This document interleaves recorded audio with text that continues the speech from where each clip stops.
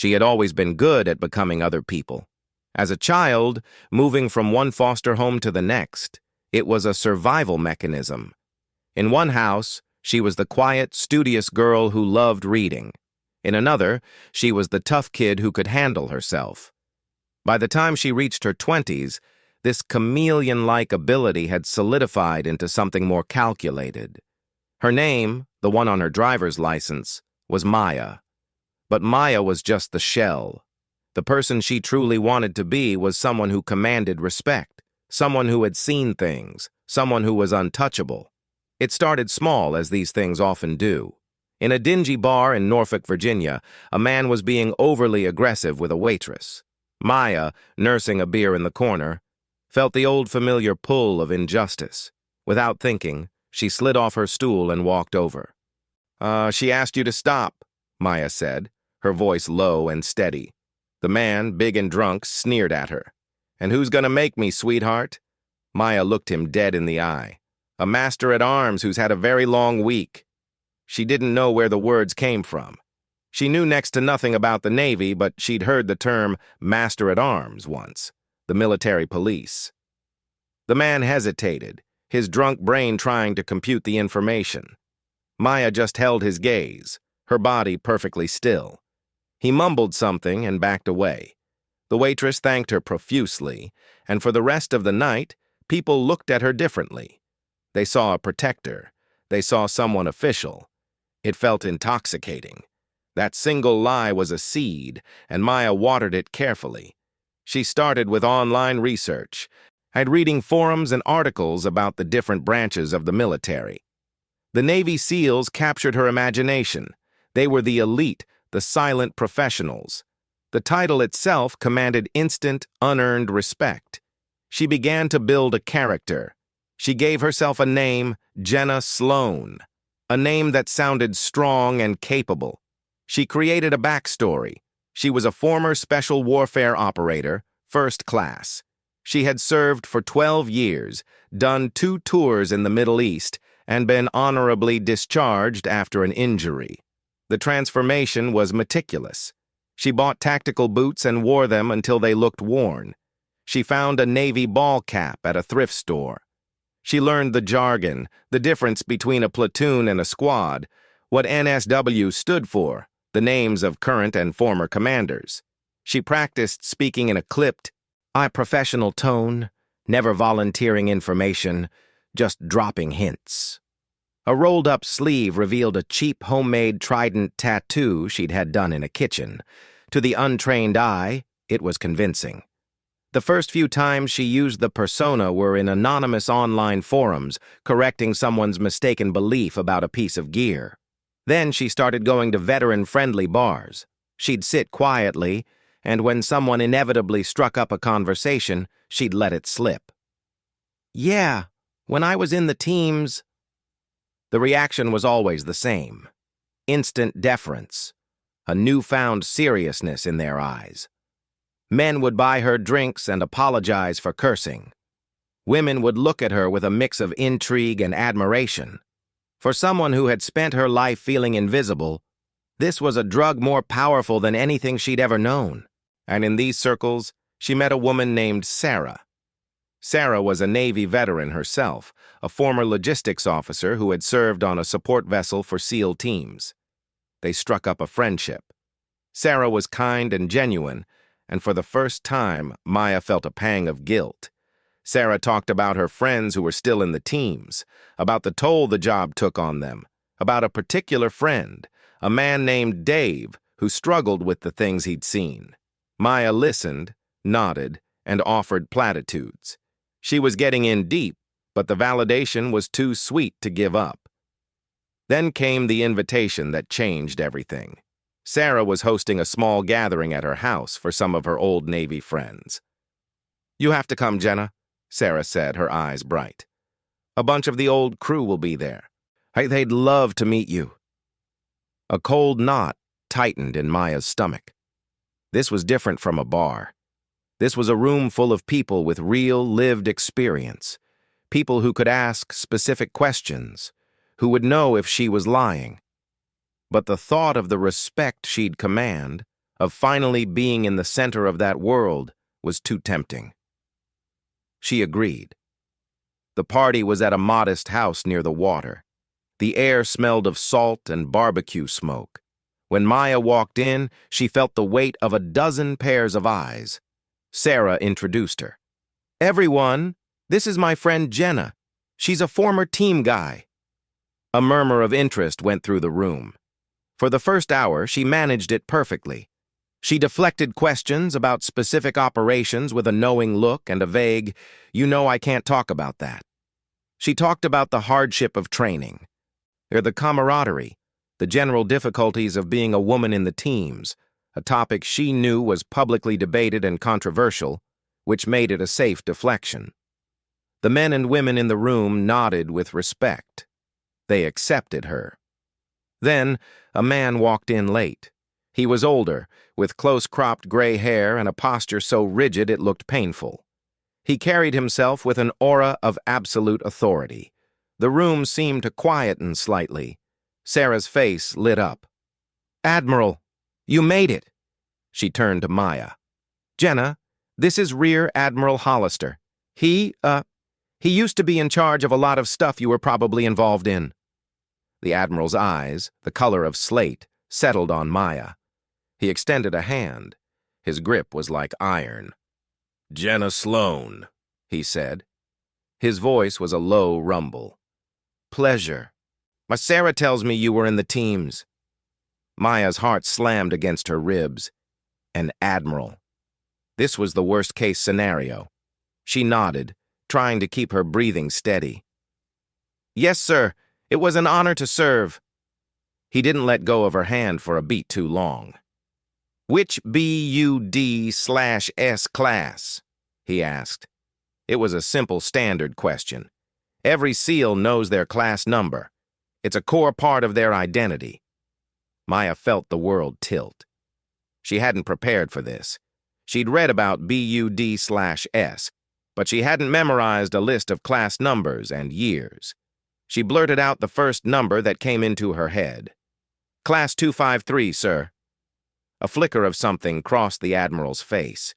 It was so subtle Maya almost missed it, but she didn't. It was a flicker of knowledge, of certainty. He knew that class. He probably knew every man and woman in that class. The Admiral simply nodded, a small, knowing smile playing on his lips. He released her hand. "Enjoy your evening," he said, and walked past her to greet someone else. The air had been sucked out of the room for Maya. She spent the next hour in a daze, mechanically going through the motions, her ears ringing. She felt the Admiral's gaze on her several times across the room, a cool, assessing pressure. She made her excuses to Sarah early, claiming a headache. As she walked to her car, her hands were shaking. She knew with a sickening certainty that the jig was up. The knock on her apartment door came 3 days later. It wasn't a gentle knock. It was a heavy, authoritative pounding. When she opened the door, 2 men in suits stood there. They weren't military police. They were special agents from the NCIS and the Naval Criminal Investigative Service. They were polite but firm. "Jenna Sloan, we need you to come with us to answer some questions." They didn't handcuff her, but they didn't have to. The walk to their unmarked car felt like a death march. She was taken to a secure building, a bland windowless room with a metal table and 4 chairs. The air was sterile and cold. She sat alone for what felt like an eternity, her fabricated life playing on a loop in her head.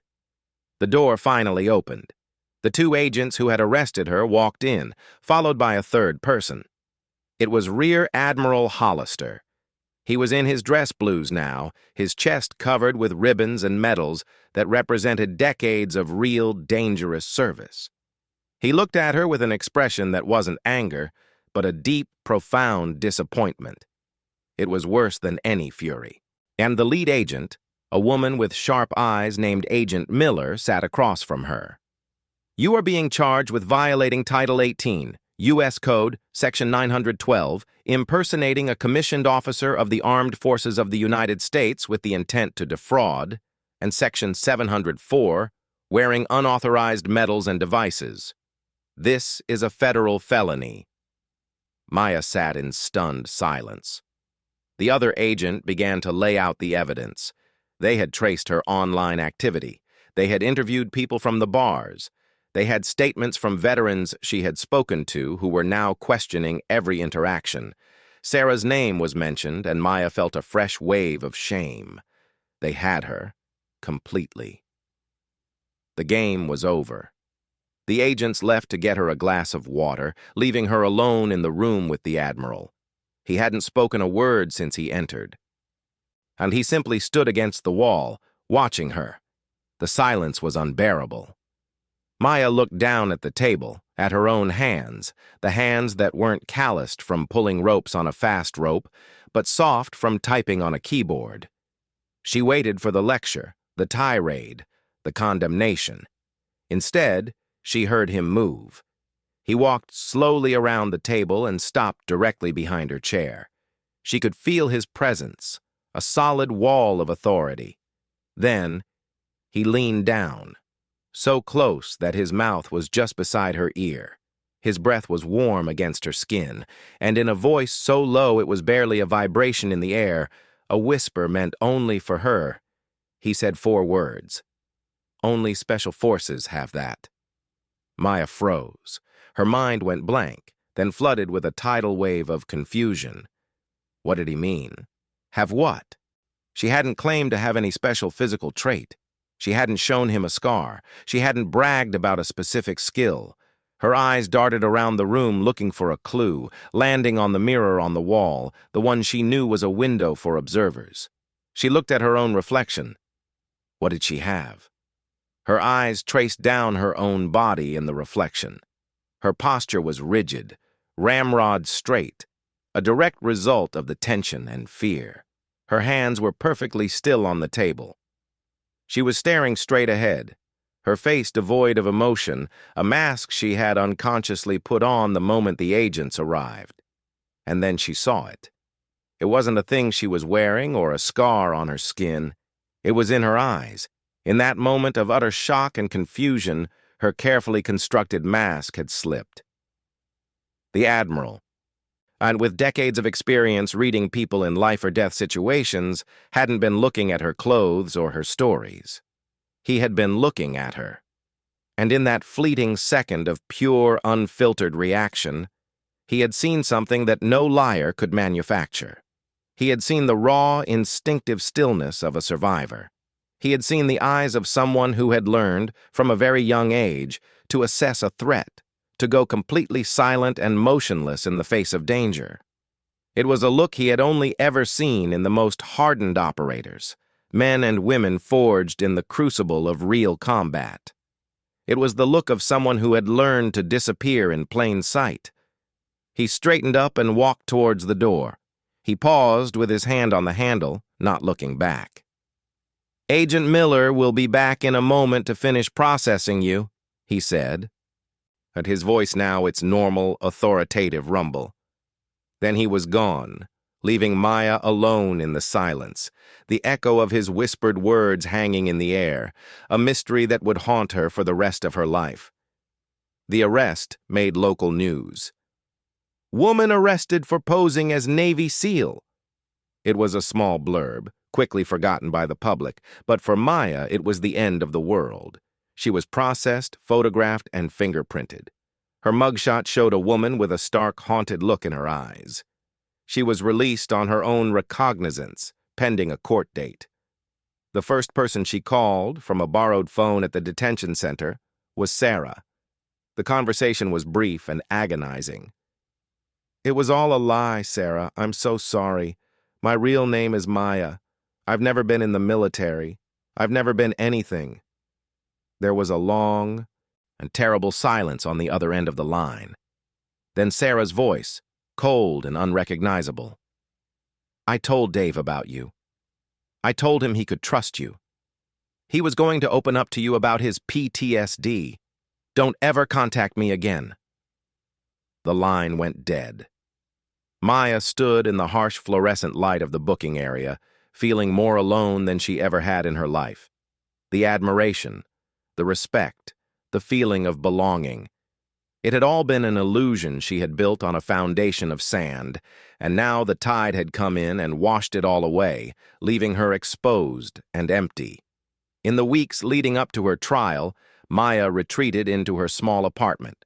She pulled down the blackout curtains she'd put up to create a tactical vibe. She threw away the tactical boots and the navy ball cap. She scrubbed at the fake trident tattoo on her arm until the skin was raw and red, but the ink, cheap as it was, remained, a permanent scar of her shame. She spent her days replaying every conversation, every lie, every moment of borrowed glory. The memory of the Admiral's whisper was a constant companion, a riddle she couldn't solve. Only special forces have that. Have what? The question tormented her. Her court-appointed lawyer was a tired-looking man named Mr. Gable, who smelled faintly of mothballs. He told her the truth bluntly. This is a federal offense, impersonating an officer, wearing unauthorized medals. They take this very seriously.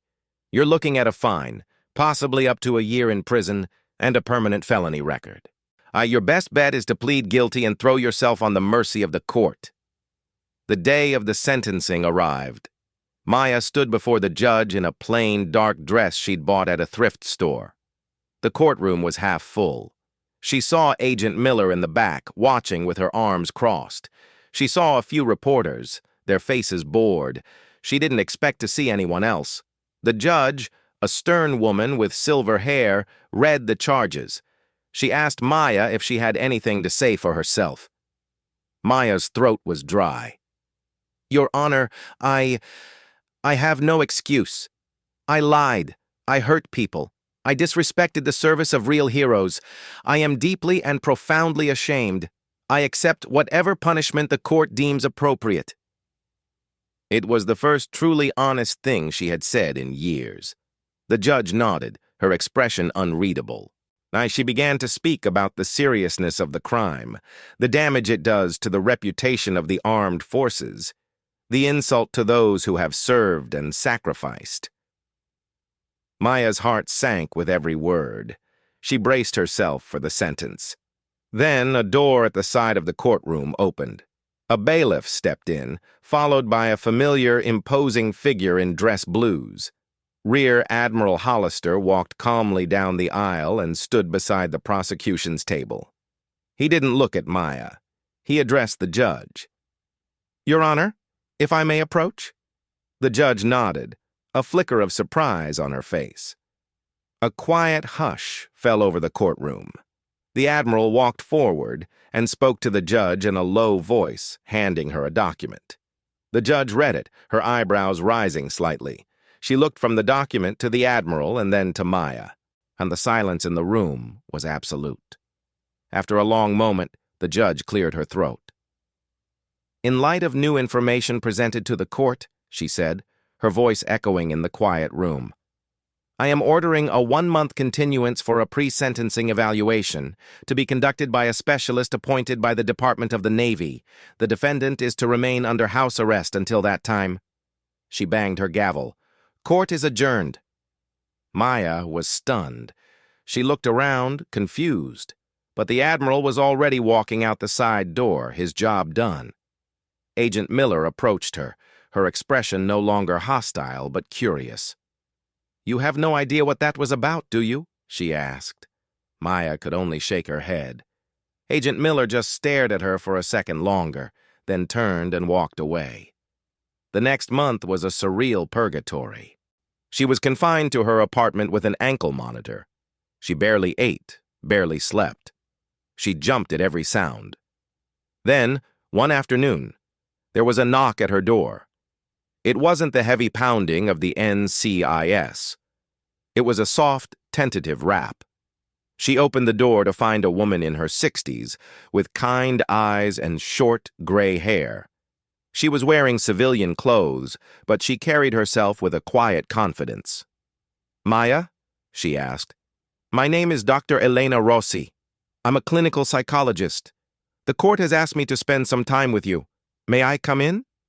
For the next 3 weeks, Dr. Rossi visited Maya every other day. At first, Maya was defensive, expecting more interrogation about her lies. But Dr. Rossi didn't ask about the SEAL persona. She asked about Maya's childhood. She asked about the foster homes, the constant moves, the faces of the families that came and went. She asked about the times Maya had felt scared, the times she had felt invisible, the times she had had to fight.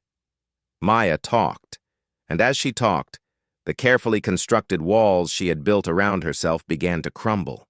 She told Dr. Rossi about the survival mechanism of becoming whoever she needed to be.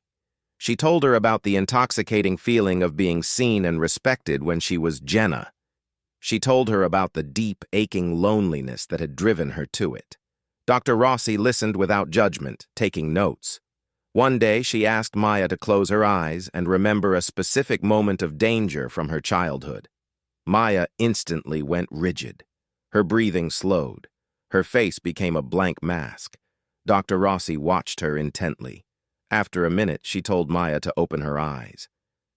"Where did you just go?" Dr. Rossi asked softly. "I don't know," Maya whispered. "I just disappear. I get very quiet. I watch everything. I wait for it to be over."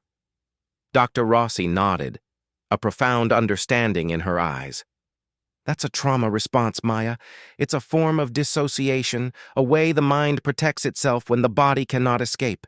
In a very real way, you have been in survival mode your entire life. Your mind learned to do this automatically without you even being aware of it." The final session came just before Maya was due back in court.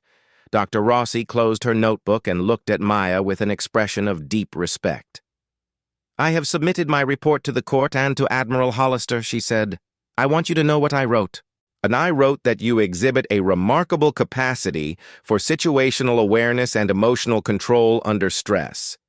I wrote that you possess an extraordinary ability to compartmentalize, to silence your own fear, and project a calm, authoritative exterior. I wrote that these are not the traits of a con artist, but the learned survival instincts of a person who has endured a great deal of trauma. They are, in essence, the same core psychological traits that special operations forces look for and train. They are the building blocks of a warrior." Maya stared at her.